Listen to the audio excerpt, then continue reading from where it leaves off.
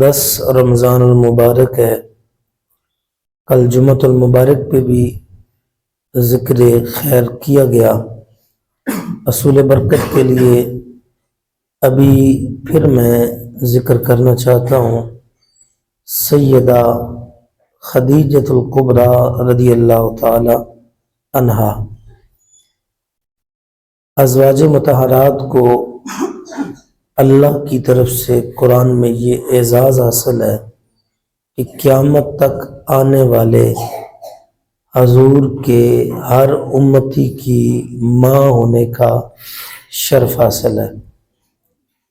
ایک ماں وہ ہے جو نسباً جسے خون کا حق حاصل ہے، وہ ہمیں ہمارا باپ بتائے، ہمارا چاچا بتائے، ماما بتائے یا کوئی اور رشتہ، تو ہم مانتے ہیں کہ وہ ہماری ماں ہے، بھلے اس نے ہمیں پیدا کیا یا نہیں کیا۔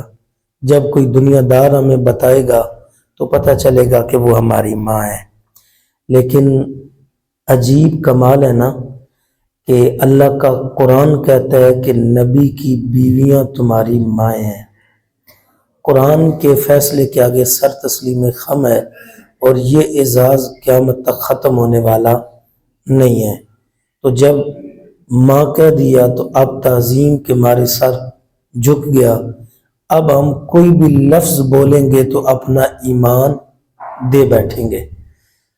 تو سیدہ خدیجۃ الکبریٰ رضی اللہ تعالیٰ عنہ یہ وہ عظیم خاتون ہے جنہوں نے حضور صلی اللہ علیہ وآلہ وسلم کی زوجیت میں پہلا نمبر حاصل کیا، اور ایسا اعزاز پایا کہ جب تک میرے محبوب کریم علیہ السلام اس فانی دنیا میں ظاہری طور پر حیات رہے، ہمیشہ آپ کا تذکرہ کرتے رہے۔ اور جب کوئی بندہ کسی کا تذکرہ کرتا ہے تو اسے سکون ملتا ہے۔ سیدہ عائشہ الصدیقہ رضی اللہ تعالی عنہ جو خود محبوب کائنات صلی اللہ علیہ وآلہ وسلم کی محبوبہ کہلاتی ہیں، آپ کو یہ بھی شرف حاصل ہے۔ اس کے باوجود آپ فرماتی ہیں کہ میں نے کثرت سے سیدہ خدیجہ کا ذکر جب سنا تو میں نے حضور سے عرض کی، یا رسول اللہ صلی اللہ علیہ وسلم، وہ بوڑھی بھی تھیں اور دنیا سے چلی بھی گئی ہیں، ہم موجود ہیں اور جوان بھی ہیں، یا رسول اللہ آپ ان کا تذکرہ کرتے ہیں۔ تو میرے محبوب کریم علیہ السلام پریشان ہوئے، غمگین ہوئے۔ آپ نے ارشاد فرمایا، عائشہ مجھے خدیجہ سے آر نہ دلایا کرو، کہ مجھے خدیجہ کا نام لے کر تکلیف نہ دیا کرو کہ میری خدیجہ، حضور فرماتے تھے میری خدیجہ وہ خدیجہ ہے جب ساری کائنات نے مجھ سے منہ موڑ لیا تھا، اس خاتون، وہ خاتون واحد خاتون تھی جس نے میرا ساتھ دیا تھا۔ لوگوں نے اپنا مال روکا، اس نے مال مجھ پہ نشاور کیا، لوگوں نے رکاوٹیں کھڑی کی، اس نے رکاوٹیں دور کی۔ سیدہ خدیجۃ الکبریٰ رضی اللہ تعالیٰ عنہ کو یہ بھی اعزاز حاصل ہے کہ محبوب کریم علیہ السلام کی تمام اولاد پاک سوائے ایک فرزند کے ساری خدیجۃ الکبریٰ رضی اللہ تعالیٰ عنہ کے بطن اطہر سے ہیں۔ اور یہ وہ خاتون ہے کہ جنہیں یہ اعزاز حاصل ہے کہ سب سے زیادہ رفاقت حضور کی جو حاصل ہوئی وہ سیدہ خدیجہ کو 25 سال حضور کے نکاح میں رہی، حتیٰ کہ آپ کا وقت آخر آ گیا۔